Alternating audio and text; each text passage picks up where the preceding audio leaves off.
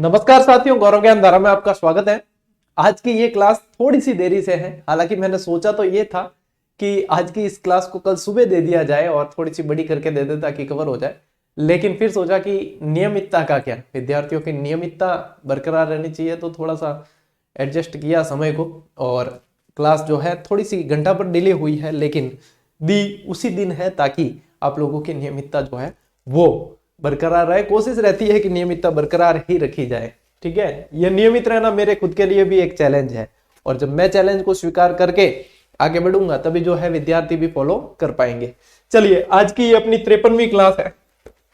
ठीक है, और इससे पहले जिन्होंने नहीं देखी है देख लेना भाई, बहुत अच्छे तरीके से आपके कोर्स को आगे लेकर जा रहे हैं।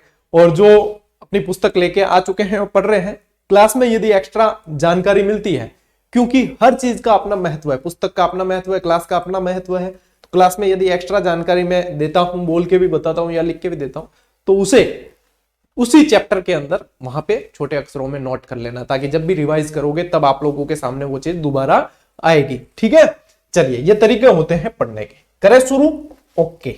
अरे पीडीएफ का चलेगी, चलो वापस शेयर करते हैं। आज इसमें भी शायद थोड़ी सी समस्या है, बोर्ड में भी।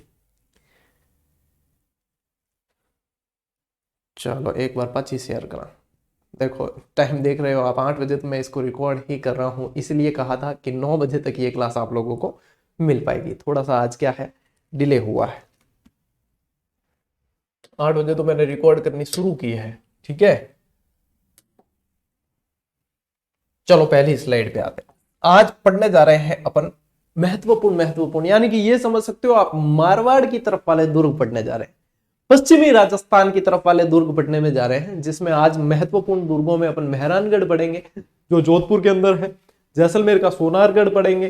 ठीक है, इसके अलावा स्वर्णगिरी दुर्ग भी पढ़ेंगे अपन, जालोर का दुर्ग जो है वो पढ़ेंगे। ठीक है, सिवाना का किला पढ़ेंगे। इस तरीके से आज के क्लास में भी 4 महत्वपूर्ण दुर्ग जो है बहुत अच्छी डिटेल के साथ में पढ़ने वाले हैं। ठीक है, कंटिन्यू रहना आप लोगों की जिम्मेदारी है। देखो मैं कंटिन्यू हूं तो आप भी रहोगे, यही उम्मीद करता हूं। देखो, जोधपुर का किला कह दें या फिर इसी किले का नाम है मेहरानगढ़।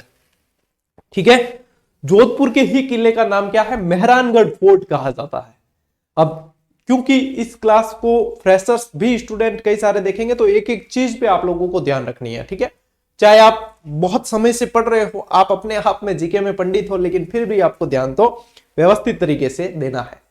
मतलब किसी भी शिक्षक से या कहीं से भी पढ़ते हो तो ये समझ के पढ़ो कि हमें कुछ भी नहीं आता, तो वहां से सीखने की गुंजाइश हमेशा आप लोगों के लिए रहेगी कि हाँ हम और सीख सकते हैं, और ये हमेशा जीवित रहनी चाहिए ये इच्छा। चलिए, इसे क्या कहा जाता है? मेहरानगढ़। अब देखो, जोधपुर, अपन इतिहास पढ़ के आए तो दुर्गों को पढ़ने में इतिहास बहुत महत्वपूर्ण रहेगा। जोधपुर किसने बसाया? राव जोधाजी बसायो। कौन बसायो? राव जोधाजी। और जोधाजी रे नाम आते ही जोधपुर के, राव जोधा का पुर। ठीक है, तो जोधपुर। और जोधपुर को बसाया कब? 1459, और उसी समय मेहरानगढ़ की भी नींव रखी गई। ठीक है, 1459। उदयपुर को बसाया 100 साल आगे कर दो, 1559। ठीक है, तो राव जोधाजी। अब राव जोधाजी ने बसाया, इसी कारण इसे जो कहा जाता है, पहले स्टार्ट में जब मेहरानगढ़ बनाया और थोड़ी सी आसपास बस्ती थी तो राव जोधाजी का फलसा कह दिया जाता था। क्या कहा जाता था? राव जोधाजी का फलसा, के ये तो राव जोधाजी का फलसा है। क्योंकि मैं मेहरानगढ़ बहुत अच्छी तरीके से घूम के आया हूं, और जैसे ही अपन एंटर करते हैं, वैसे जोधपुर को किस नाम से जाना जाता है पता है? Blue city. किसे? नीला शहर कहा जाता है।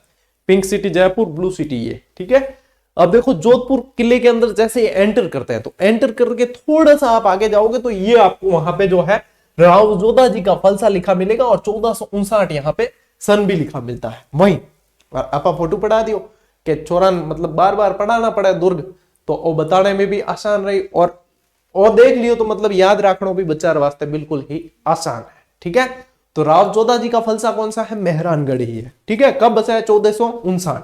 ठीक, ये जो है कौन सी पहाड़ी पर पूछे तो चिड़ियाटूक। अब ये चिड़ियाटूक पहाड़ी जो है वो नाम पड़ा, चिड़ियानाथ जी महाराज थे यहां रहते थे चिड़ियानाथ जी महाराज, इनकी तपोस्थली थी ये चिड़ियानाथ जी। चिड़ियानाथ जी यहां रहते थे। अब पहले इस दुर्ग को जो है मसूरिया की पहाड़ी, जो यहां पास ही पड़ती है जोधपुर के अंदर, मसूरिया की पहाड़ी पे बनाना तय हुआ कि भाई मसूरिया की पहाड़ी मत बनावा। लेकिन बट जो है पानी की कमी, वहां पे जल की कमी के कारण फिर जो है यहां बनाना पड़ा। तो यहाँ पे जो है चिड़ियानाथ जी धूनी लगाते थे, चिड़ियानाथ जी जो है धूनी वहां से जो है खुद जलते हुए अंगारे यहां से लेकर चले गए और श्राप भी देखे गए थे कि भाई तुम यहाँ पे जो है सफल नहीं होगे। इस श्राप से बचाने के लिए फिर बाद में अब भाई किंग महाराजा ने पूछा है कि भाई चिड़ियानाथ जी श्राप तो देंगे, हम कम क्या हुई, तो कि किसी की नर बलि दो नींव के अंदर। फिर राजा राम खंडेला यानी राजा राम मेघवाल को जो है यहाँ पे दफनाया गया था, जिंदा दफनाया गया था। फिर उसकी यहाँ पे स्मारक भी बना हुआ है, अभी मैं बताऊंगा आपको, ठीक है। मैं खुद वहां पे जाके, ये आप देख पा रहे हो, ये वही है राजा राम, जिनका राजा राम का यहाँ स्मारक भी बना हुआ है, ठीक है, स्मृति। ये भी जब एंटर करते हैं वहीं पे है। तो इसीलिए इसको क्या कहा जाता है, चिड़ियानाथ जी महाराज और चिड़िया टूंक पहाड़ी पर ये दुर्ग बना हुआ है, इसीलिए इस पहाड़ी को क्या कहा गया, चिड़िया टूंक पहाड़ी। इसका आकार जो है वो मयूर के समान है। कैसा है, मोर के समान, इसीलिए इसे मयूर ध्वजगढ़ भी कहा जाता है। इसे चिंतामणि और कागमुखी दुर्ग के नाम से भी जानते हैं। क्या क्या, मयूर ध्वजगढ़, चिंतामणि, कागमुखी, ठीक है, मोर के समान इसकी आकृति है। तो ये प्रश्न सीधे सीधे बनते हैं और ये प्रश्न लगभग सभी के सही होते हैं क्योंकि ये सामान्य प्रश्न है। एक व्यक्ति रूडयार्ड किपलिंग, ठीक है, और मैं इसे जो है हमेशा रूडयार्ड किपलिंग पढ़ता था, अभी भी मेरे दिमाग में किपलिंग ही रहता है, क्लिपिंग है, ठीक है। इसने एक उक्ति कही मेहरानगढ़ के बारे में, जोधपुर दुर्ग के बारे में, जो ध्यान रखनी है। ऐसी ही एक उक्ति थोड़ी सी विपरीत है, वो तारागढ़ बूंदी वाले के बारे में कही थी, ठीक है, वो भी बताता हूं। इस मेहरानगढ़ दुर्ग के बारे में क्या कहा इसने कि इसको देखकर ऐसा लगता है जैसे कि परियों और फरिश्तों ने इसका निर्माण करवाया होगा, इतना सुंदर है ये दुर्ग। तो रूडयार्ड किपलिंग ने क्या कहा, संभवतः इस दुर्ग का निर्माण परियों और देवताओं या फरिश्तों द्वारा हुआ है। और रूडयार्ड किपलिंग ने एक दूसरी उक्ति इसके विपरीत कि इस दुर्ग को देखकर लगता है कि इसका निर्माण जो भूतों प्रेतों द्वारा करवाया गया है, वो तारागढ़ के बारे में कहा है। कौन सा, बूंदी वाला, जो मैं बताऊंगा नेक्स्ट क्लास जो होगी जिसमें तारागढ़ पढ़ेंगे अपन, बूंदी वाला, उसमें बताऊंगा। यहां पे ये ध्यान रखना है, मेहरानगढ़ के बारे में तो क्या कहा है, बढ़िया बढ़िया चौखी बात करिए।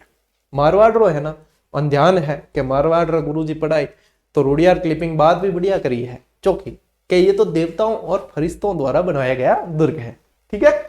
ये इसकी नींव में राजा राम नामक व्यक्ति की बलि दी गई और इसकी नींव, ध्यान रखना, करनी माता ने इसकी नींव का पत्थर रखा, ऐसे करनी माता ने नींव रखी, ऐसे कह देते हैं, ठीक है, नींव का पत्थर रखा, करनी माता के आशीर्वाद से इस दुर्ग को स्थापित किया गया। तो आधी स्लाइड में मैं था जो बोले बताई ना चीजें सारी समझाई है, वो सारी ही ध्यान रखनी है, ठीक है। और देख लो मेहरानगढ़ ओ है, और नीचे जो ओ सफेद कलर वो दिखे ओ है जसवंतथड़ा, इसकी तलहटी में ही बना हुआ है जसवंतथड़ा, ठीक है, जिसे राजस्थान का ताजमहल कहा जाता है।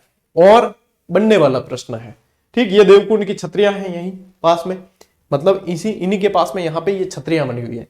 किसी व्यक्ति के, मतलब राजा महाराजा कोई मरे जन, हाँ अपा जड़ा जावे तो की छतरी अतरी नहीं है, किसी महाराजा मतलब राज परिवार के व्यक्ति की मृत्यु की स्मृति में बनाया गया स्मारक जो है वो छतरी कहलाता है। देवल भी कह दिया करते हैं। कला संस्कृति में आएगा आगे टॉपिक, बताऊंगा आराम से, ठीक है। दुर्ग में प्रवेश द्वार, द्वार यानी पौड़, ठीक है, पौड़े कौन कौन सी है, तो लोहा पौड़, जय पौड़, फतेह पौड़, अमृत पौड़, भैरव पौड़, ध्रुव पौड़, ये सारी है। और यहां से जो मुख्य इसकी पौड़ है ना, सबसे पहली उसका जो, मतलब मैं तो जाके देख के आया ना, उसका पौड़ कैसे दिए, बिल्कुल घुमावदार देके फिर दरवाजा दिया। इसका कारण क्या है कि यूं बिल्कुल घुमावदार देके दरवाजा देना, मतलब बिल्कुल घूम के साथ। क्या कारण है कि यदि कोई भाई पौड़े होती थी तो दरवाजे बंद कर देते, कोई विपक्षी सेना आक्रमण करती, तो कारण क्या है कि कोई तोड़ेंगे किसे, हाथी से तोड़ेंगे, तो एक तो क्या है दरवाजों पे भी भाले वगैरह लगाए जाते थे कि हाथी जो टक्कर मारेगा तो हाथी के लगेगी, और घुमाव दिया है यानी हाथी को दौड़ा के नहीं ला सकते। अब पास में खड़ा खड़ा व्यक्ति एक तो मारे टक्कर और एक जो है दूर से दौड़ कर आ रहा है, कितना फर्क पड़ता है। तो दुर्गों की बनावट पे बहुत ज्यादा ध्यान दिया जाता था, इसीलिए इनके लिए वास्तुकार, शिल्पी ऐसे होते थे, ठीक है ना, ये चीजें ध्यान रखनी है। दुर्ग में निर्माण क्या क्या है, मामा भांजा की छतरी है। यहां मामा भांजा के नाम बता दूं आपको, धन्ना और बिया, बीवा भी कह देते हैं, धन्ना और बिया, ठीक है, मामा भांजा की छतरी है। एक प्रधानमंत्री की छतरी भी है यहाँ। हाँ, क्या प्रधानमंत्री, मतलब उस समय प्रधानमंत्री था वो व्यक्ति, उसकी छतरी, ऐसे प्रधानमंत्री की छतरी ही कहा जाता है, ठीक है। श्रृंगार चौकी है, इस श्रृंगार चौकी तखत सिंह जी ने निर्माण करवाया था। इस श्रृंगार चौकी पर मारवाड़ के जो राजा होते थे उनका राज तिलक किया जाता था, श्रृंगार चौकी। ठीक है, इसके अलावा मोती महल, तलहटी महल, फूल महल, फतेह महल, पद्म सागर, रणीसर, ये सारी चीजें जो है इस दुर्ग में बनी हुई है, जो पूछे जाते हैं। अच्छा, दुर्गों से संबंधित प्रश्नों में है ना, ज्यादातर ऐसे ही पूछते हैं कि फलानी चीज कौन से दुर्ग में है, ये पूछ देते हैं, या फिर उपनाम पूछ लिया जाता है। ठीक है, तो इस तरीके से ध्यान रखना है। स्क्रीनशॉट लो, मेहरानगढ़ की अभी और स्लाइड है।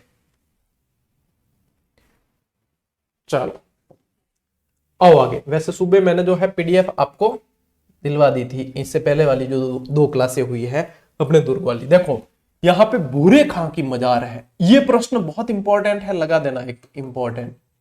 ठीक है, यहाँ भूरे खां की, अजमेर जैसे मीरान साहब की दरगाह है, ये चीजें पूछी जाती है। किसी दुर्ग में कोई मजार, दरगाह, मस्जिद वगैरह है ना, तो ये चीजें पूछी जाती है। अब भूरे खां जो है यहाँ, ये देखो मैंने शिलालेख का भी फोटो इसीलिए साथ में लिया, यहाँ जो लगा हुआ है। भूरे खां जो है, जयपुर और बीकानेर की फौजों ने जब जोधपुर पर आक्रमण किया तब भूरे खां यहाँ शहीद हुआ था। फिर क्या हुआ, यहाँ पे पुस्तक प्रकाश महल बन रहा था एक बार, तो इसमें और ये जो है जयपोल वगैरह ये बना रहे थे, तो इसको ये बीच में आ रही थी मजार, तो इस मजार को जो है तोड़ने की कोशिश की गई। तब यहाँ के किलेदार के सपने में आके भूरे खां ने कहा कि भैया हमने राजा जी के लिए बलिदान दिया और अब मेरी ही मजार तोड़ी जा रही है। तब जो है फिर किलेदार ने राजा को कहा, तो राजा ने फिर कहा कि भाई इनकी मजार को नहीं तोड़ना है, और इनकी जो पूजा पाठ होगी वो भी, पूजा पाठ अर्चना जो भी की जाती है उसका खर्चा भी जो है अपने राज परिवार से दिया जाएगा, ऐसा इसमें लिखा हुआ है, आप पढ़ लेना बाद में। ठीक है, तो भूरे खां की, आपके प्रश्न क्या बनेगा, भूरे खां की मजार कहां है, मेहरानगढ़, बात खत्म। चामुंडा माता का मंदिर है यहाँ, और चामुंडा माता के मंदिर में एक हादसा हुआ 2008 में। क्या हुआ, भगदड़ मच गई। भगदड़ मची, एक रेलिंग वगैरह है वहां से रेलिंग टूट गई थी, एक्चुअली टूट गई, तो फिर कुछ लोग नीचे गिरे, इस वजह से भगदड़ मच गई। क्योंकि भगदड़ जो मचती है किसी न किसी अफवाह के कारण मचती है, तो वहां पे भगदड़ मची और कई सारे लोग जो है कुचलने से, दम घुटने से वहां पे मर गए थे। ठीक है, मारे गए थे। तो यहाँ पे ये ध्यान रखना है, चामुंडा माता का मंदिर जोधा द्वारा निर्मित है, लेकिन ध्यान रखना है 2008 में यहाँ भगदड़ मची थी, और इसकी जांच के लिए एक आयोग गठित किया गया जिसका नाम था जसराज चोपड़ा आयोग। बात नहीं करनी है चैट बॉक्स में, ठीक है, पूछा पूछी जो भी करनी है, ऐसा हो तो आप लोग एक ग्रुप बना दो, या फिर कॉन्टेक्ट नंबर लेन फोन में बात कर दिया करो, भले थे 1 घंटों बात करो, मैं ना नहीं दो, लेकिन क्लास में जो है, क्लास में पढ़ाते समय यही ध्यान देना। बहुत मेहनत लगती है इन क्लासों को रिकॉर्ड करने में, इन क्लासों को देने में बहुत सारी चुनौतियां हम झेलते हैं। ठीक है, बहुत सारी चीजों को देखना पड़ता है, तो कम से कम कदर करो। ठीक, या फिर कदर नहीं कर सको तो लाइव आओ ही मत, आप प्रीमियर चलती है तब देखो ही मत, क्योंकि चैट करते हो तो फिर दूसरे विद्यार्थी भी डिस्टर्ब होते हैं, और हमें भी अच्छा नहीं लगता जब देखते हैं कि एक सिलेक्शन ले।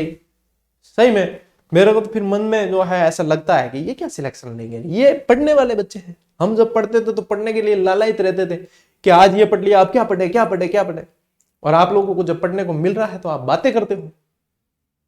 ऐसा नहीं होना चाहिए। ठीक है, आप समझदार हो, समझदारी का परिचय दो, है ना। कोई आप लोगों के लिए मेहनत कर रहा है तो उसकी मेहनत को कम से कम समझो, और अपने लिए पढ़ो, मेरे लिए मत पढ़ना, खुद के लिए पढ़ना। ठीक है, क्योंकि सिलेक्शन होगा तो जिंदगी आपकी सुधरेगी।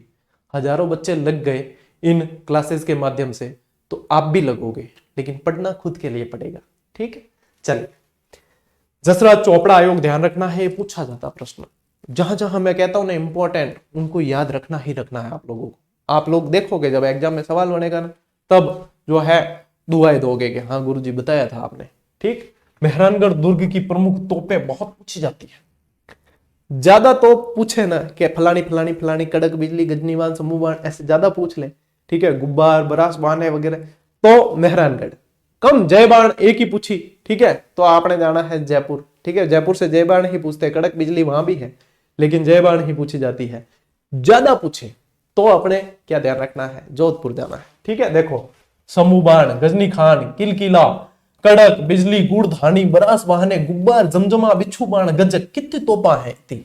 और आज को थे देख रहा होनी, आ है आपने कड़क बिजली। ठीक है, इसको कहा जाता है कड़क बिजली, और इसका फोटो स्पेशल किस लिए मैंने लिया है पता है, इसका निर्माण गानेराव में हुआ है। इसका निर्माण गानेराव में हुआ है। ठीक है, गानेराव में निर्माण किया गया, इसलिए ये फोटो शामिल हुआ है इस क्लास के अंदर। इसके अलावा इस दुर्ग में सूरी खां मस्जिद, नागणी जी माता मंदिर, क्योंकि राठौड़ों की कुल देवी नागणी जी माता, नागणी जी माता का मुख्य मंदिर नागाना, नागाना वर्तमान बालोतरा जिले के अंदर, ठीक है, पचपदरा के पास पड़ता है। और नागाना वाली जो मूर्ति है वो कर्नाटक से लाई गई, चक्रेश्वरी माता के नाम से जाना जाता था। अब मंदिरों में बताऊंगा ना कुछ चीजें, तो वहां के लिए बाकी रखनी पड़ेगी। नागणी जी माता मंदिर, इसके अलावा पुस्तक प्रकाश संग्रहालय आदि बने हुए हैं। ठीक, मेहरानगढ़ में आप लोगों के मैंने जो है तकरीबन कवर कर लिए प्रश्न, लेकिन एक स्लाइड और है, स्क्रीनशॉट लीजिए। ले लिया? आओ गढ़ोत्तर कर दूं क्या?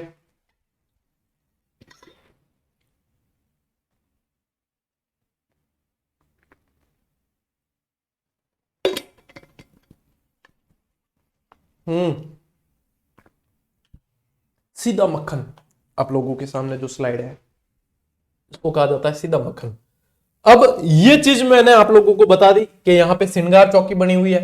श्रृंगार चौकी पर क्या होता है? राज तिलक। क्या? राज तिलक। ठीक है, यहां पे फूल महल है, सोने की नक्काशी की हुई है, अंदर मोती महल है, फतेह महल है, तलेटी महल, रानीसर तालाब और पद्म सागर तालाब। ये मैंने पिछली स्लाइड्स में बता दिया। अब क्या है, इसमें से इनके निर्माणकर्ता पूछे जा सकते हैं। तो श्रृंगार चौकी है। अब चौकी, चौकी होती है ना, तो जैसे कि कोई सिंहासन हो गया, ठीक है, चौकी का मतलब क्या है? कहीं बैठने की जगह, यानी कि तख्त, तख्त भी बैठने का होता है एक तरीके से। तो आपको याद भी तो यही रखना है कि तख्त सिंह ने बनाया। इसका निर्माण किसने किया? तख्त सिंह ने।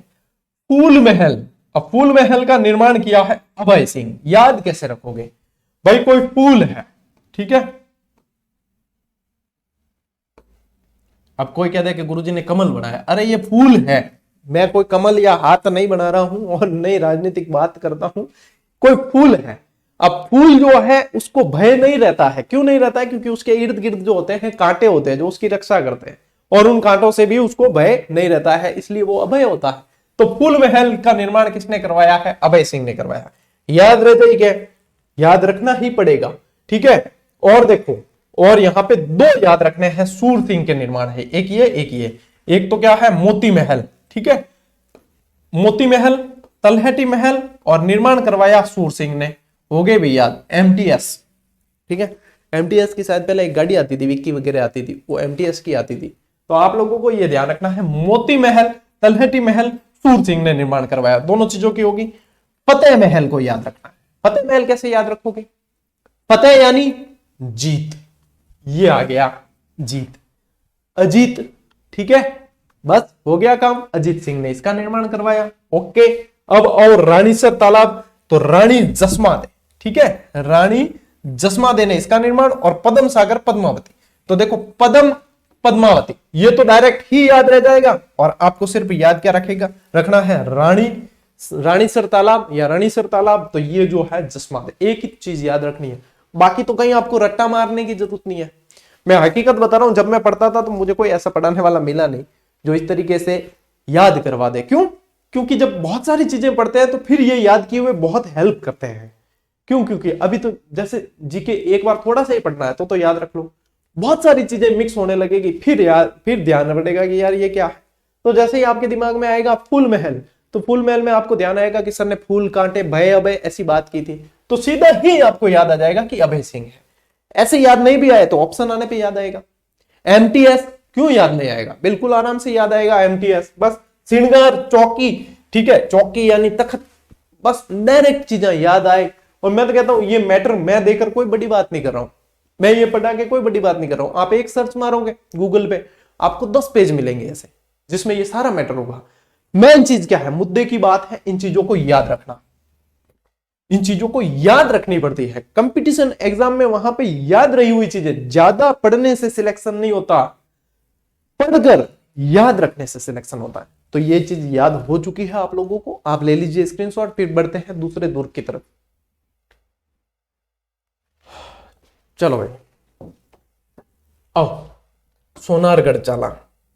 सोनारगढ़ के जैसे सोने की भांति चमकता है, चमकता ही है भाई। धानवन दुर्ग है, मरुस्थल में बना हुआ। अब तो भैया आसपास गांव वगैरह बस गए और बहुत सारी दुकानें उकानें, आपको लगेगा ही नहीं कि मरुस्थल में बना हुआ है।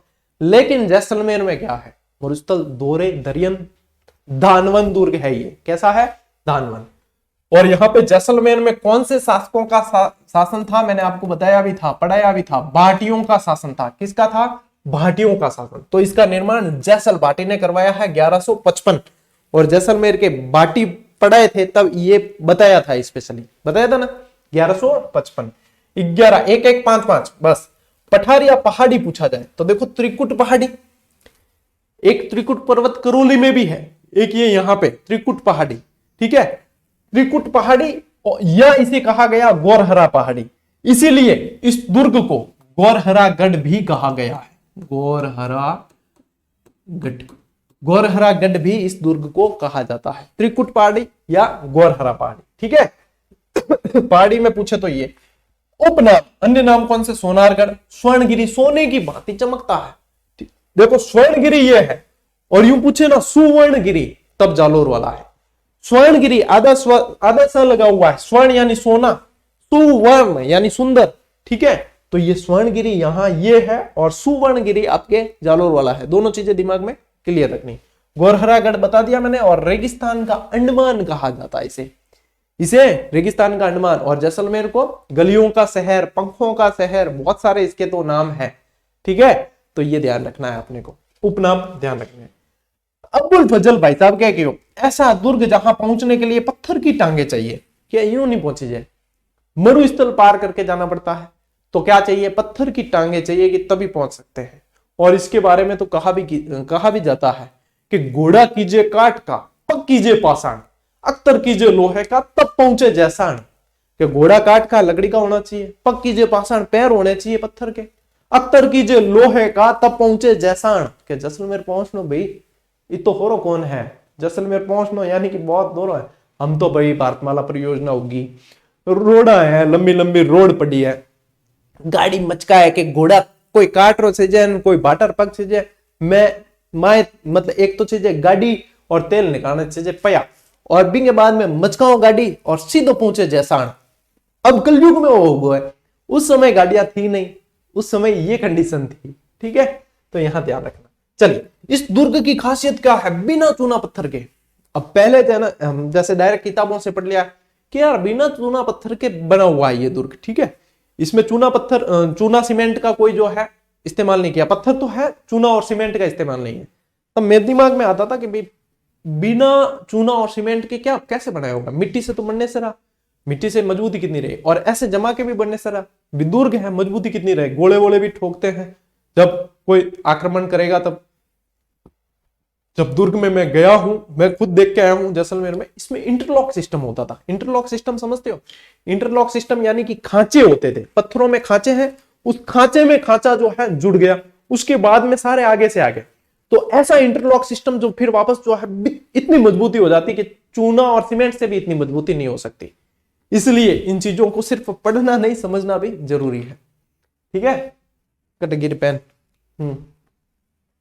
तो ये जो है बिना चूना सीमेंट से, पत्थरों से, इंटरलॉक सिस्टम से जोड़कर बनाया हुआ है। और राजस्थान का दूसरा सबसे बड़ा लिविंग फोर्ट है रहवासी किला।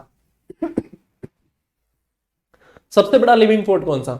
चित्तौड़गढ़, पढ़ा चुका आपको दुर्ग की पहली क्लास में। दूसरा लिविंग फोर्ट उसी समय बताया था आपको कि जैसलमेर है, यानी कि उसके अंदर ही लोगों के घर बने हुए हैं, लोग रहते हैं, लोग खेती कर सकते हैं, पीने के पानी के संसाधन है, सब कुछ है। इसे कहा जाता है लिविंग फोर्ट, रहवासी किला जैसलमेर, ठीक है। और छोटी छोटी गलियां इसमें तो इतनी है, बहुत सारी गलियां, मतलब भूल जाते हैं। मतलब कोई एड्रेस भी बताता ना वहां, तो कैसे बताता पता है? यहां से लेफ्ट जाके 2 राइट, और उसके बाद में लेफ्ट, और इसके बाद में एक लेफ्ट लेके 2 राइट लेके सीधा। अरे मैं की ठीक है भाई साहब, एक राइट लेन पाछो पूछा के अब पाछो धकलो, लेफ्ट लेन पाछो पूछा के अब। भाई मैं की इतनी मेमोरी कौन, मैं मंदबुद्धि बालक हूं, 2 राइट एक लेफ्ट भटक जाऊंगा इन गलियां में, तो मैं तो हर मोड़ माते पूछ लूं। छोटी छोटी पतली पतली गलियां, मतलब एक बाइक जा रही है तो दूसरी जा नहीं सकती इतनी, इसलिए इसे गलियों का दुर्ग या गलियों का शहर भी कहा जाता है जैसलमेर को, ठीक है। दुर्ग के प्रमुख द्वार यानी कि पौल है, देखो अक्षय पौल, सूरज पौल, भूता पौल, हवा पौल, ये जो है पौल है। वैसे इसमें से पौल कम पूछी जाएगी, ठीक है, इतनी नहीं पूछी जाती। दुर्ग में निर्माण जैसुल कुआं। अब मैंने वहां पे किया गाइड, जब मैं जैसलमेर गया दुर्ग देखने, गाइड भाई साहब के होचिया के, हाँ जैसे टूरिस्ट आते हैं, पर्यटन जो सब पर्यटक आते हैं, वैसे मैं सस्ते में निपटा दूंगा, शॉर्टकट में। थोड़ा बताया, मैंने पहले कहा नहीं, थोड़ा थोड़ा बताया। फिर जब उसने नहीं बताया जयसुल कुआं, तो मैंने कहा भाई साहब जयसुल कुआं कहाँ है। जैसे ही मैंने पूछा तो क्या आप करते क्या है, मैं आप जैसे गाइड को पढ़ाता हूँ, मतलब मैं इतिहास पढ़ाता हूँ भैया। सुदर्शन चक्र से बना हुआ जयसुल कुआं कहा जाता है, श्री कृष्ण ने जिसका निर्माण किया ऐसा कहा जाता है। तो मुझे बताओ भाई जयसुल कुआं है कहाँ। फिर उसने एक एक चीज बताई कि गुरुजी प्रणाम, अब चलो आप आगे। अब मैं बताता हूँ आपको। मैं कि हाँ भाई साहब यूं बता दिया करो, थे आधी चीजें छोड़ दो, तो मैं तो मन में लेन जाता रहूं। ठीक है, तो ये जो है श्री कृष्ण के सुदर्शन चक्र से बना हुआ माना जाता है। और यहाँ कमरकोट, यानी कि इसका दोहरा परकोटा है, एक परकोटा है उसके बाद और परकोटा है, इसलिए इसे कहा जाता है कमरकोट। इसके परकोटे को क्या कहा जाता है, कमरकोट। ठीक है, इसका दोहरा परकोटा है। ये देखो ये परकोटा है और इसके बाद जो है और परकोटा बना हुआ है, इसलिए इसे कहा जाता है कमरकोट। स्क्रीनशॉट लो, और है अभी जैसलमेर दुर्ग में। आओ आगे। इसके अंदर सर्वाधिक, राजस्थान के सभी दुर्गों में सर्वाधिक 99 बुर्ज बने हुए हैं।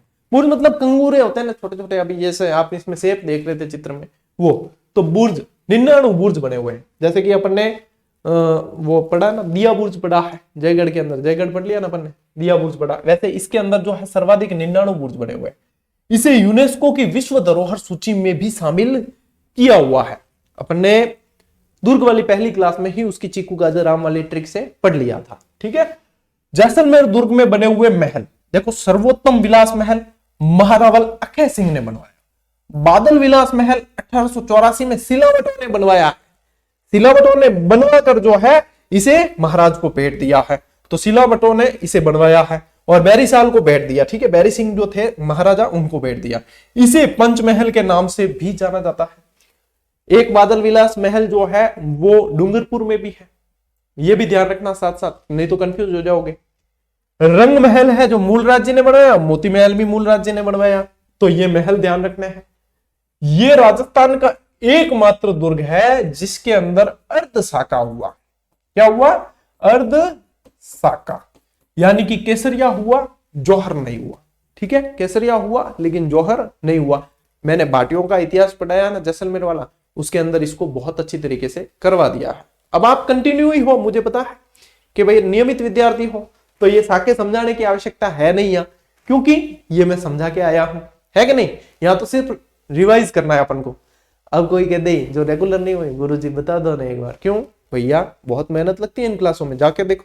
चलो पहले जो है कंटिन्यू आओ। ऐसे कैसे, आप किसी मंदिर जा रहे हो, वहां 300 सीढ़ियां हैं, तो क्या पहले सीधी 100वीं सीढ़ी पे छलांग लगाओगे, फिर 150वीं पे लगाओगे, फिर 200वीं पे लगाओगे, ऐसे जाओगे, या एक एक स्टेप जाओगे, एक एक स्टेप जाओगे।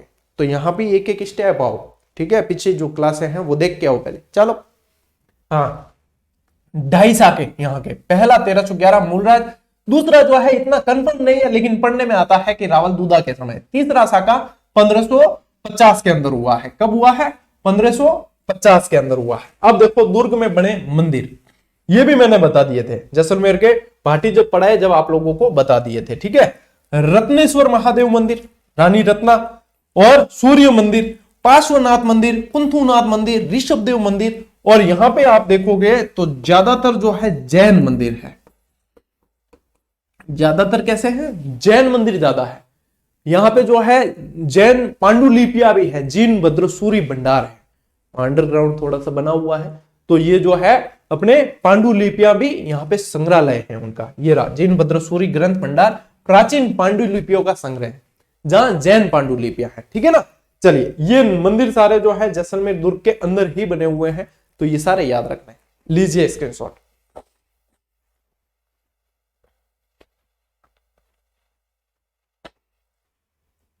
आओ भैया आगे। सुवर्णगिरी, जैसलमेर का नाम क्या था, स्वर्णगिरी। जालौर वाले दुर्ग का नाम क्या है, सुवर्णगिरी। बताया आपको। यहां पे जाल वृक्ष,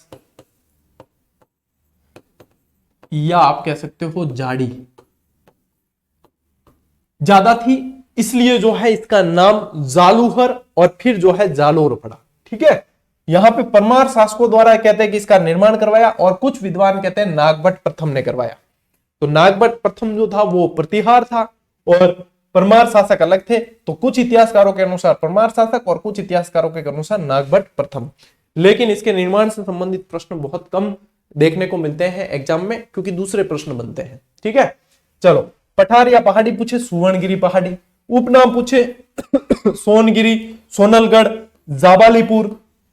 जाबालीपुर जो है इसको जीतकर अलाउद्दीन खिलजी ने नाम रखा था। ठीक है, कनकाचल, कहते हैं कि कनकाचल जो है कनकावती यहाँ पहाड़ी है उसके कारण भी है। और यहां इससे संबंधित जो है एक काले एक भाईडो पूछे कि सर बताओ कौन से दुर्ग से संबंधित रायोरा भाव राते बीता लोकोक्ति। अरे भाई मतलब कुछ विद्यार्थी जो है कई बार मैं जो है देख के कमेंट फिर रिप्लाई देने रह लेते मैं कि कोई बात नहीं। अब रायोरा भाव राते बीता मैं अपने इसी चैनल पे कम से कम 10 बार कहानी सुना चुका हूं। ठीक है, और जब जालोर के चौहान पढ़ाए थे वहां जाकर देखो पूरी स्टोरी बताई रायोरा भाव राते बीता क्यों है। आप तो बोलते हैं नया नया जुड़े नहीं बाणे कई कोतक आवे क्या गुरु जी की परीक्षा लेते हैं। गुरु जी की परीक्षा मतलब परीक्षा आपको देनी है। ठीक है, गुरु जी तो हजारों सिलेक्शन दे चुके थे, परखने में रह गया तो थे परखता ही रह जाओ। यूं बढ़िया तैयारी करो शांति और सिलेक्शन लो। ठीक है, मारवाड़ी में कहावत है कि लापी खानी है कि लपड़ाई करनी है। ठीक है, तो आपने लपड़ाई नहीं करनी है, आपने खानी है लापी। लापी खाने मिले नहीं, खा लो फटाफट और बढ़िया बहुत स्वादिष्ट लापी है। और लपड़ाई करने के चक्कर में तो जो है 2 साल 4 साल 5 साल लपड़ाई में रह जाओ। ठीक है मारवाड़ी जो है वो समझ गए होंगे। तो यहाँ पे लापी से मतलब रखो।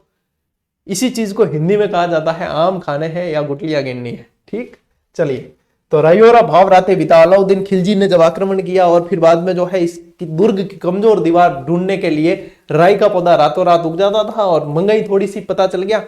सुबह उठ के देखा कि राई लेकर जो है पूरे लोग जो है लाइन बना के खड़े हैं। तब कहा रायोरा भाव राते बीता, रात को थे इसके भाव, सोने के बदले राई खरीदी थी।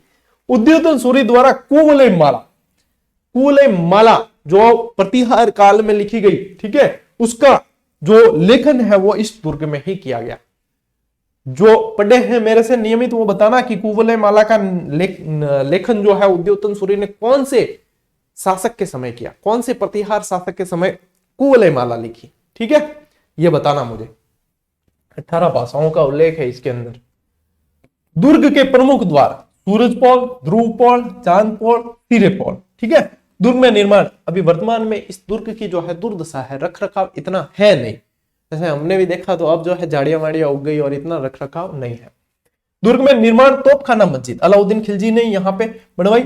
मलिक शाह की दरगाह ये पूछा जाता है। ठीक है, मलिक शाह की यहाँ है, मीरान शाह की अजमेर में है। परमार कालीन कीर्ति स्तंभ, क्योंकि परमार शासकों का यहां से संबंध रहा है तो परमार कालीन कीर्ति स्तंभ। ठीक है, इसके अलावा देखो 1311 में कान्हड़ देव के समय यहां पे साका हुआ, अलाउद्दीन खिलजी था सामने। अलाउद्दीन ने इसे जीतकर नाम क्या रखा, जलालाबाद। अरे यार मैं हमेशा है ना ये यहाँ पे हमेशा मैं ये इस चीज में जो है दिमाग में क्या होता बताता कि ये जाबाली ऋषि थे, यहां जाबाली ऋषि थे, इनके कारण जो है इनकी तपोस्थली थी। जब जब मैंने है ना जालोर दुर्ग पढ़ाया तब तब मेरे साथ में ये हुआ ही है, कोइंसिडेंट कह दो भले आप कि ये है। जलालाबाद नाम अलाउद्दीन खिलजी ने रखा है। इसी क्लास में वापस आपका कंफ्यूजन दूर कर रहा हूं यदि हुआ हो किसी को तो। जलालाबाद नाम जो है वो अलाउद्दीन खिलजी ने रखा जीतकर, और जाबालीपुर जो नाम है वो जाबाली ऋषि की तपोस्थली होने के कारण इसका नाम था। क्लियर कर देता हूं क्योंकि मुझे पता है कमेंट आएंगे फिर भी, अरे गुरुजी यहाँ जलालाबाद नाम रखा था अलाउद्दीन खिलजी ने। हाँ जलालाबाद रखा, इसका जलालाबाद, सिवाड़ा का खैराबाद, ठीक है ना, ये सारी चीजें। और ये तो मैंने आपको जीजीडी फैक्ट में दिए भी हैं सारे नाम बदले हुए। चलो कोई बात नहीं, गलती जो है इंसान से हो जाती है, मान लेते हैं। जलालाबाद अलाउद्दीन खिलजी ने रखा है। और फिर से बता देता हूं कि जाबालीपुर जो है जाबाली ऋषि की तपोस्थली होने के कारण नाम है। ठीक है, संशोधन कर दियो कोई अगर नोट कर दियो तो ठीक, लियो स्क्रीनशॉट। ये पता नहीं जालोर दुर्ग के साथ में क्या इंसिडेंट है, मैंने कम से कम 3-4 बार पढ़ाया, तीनों चारों बार मेरे साथ यही हुआ।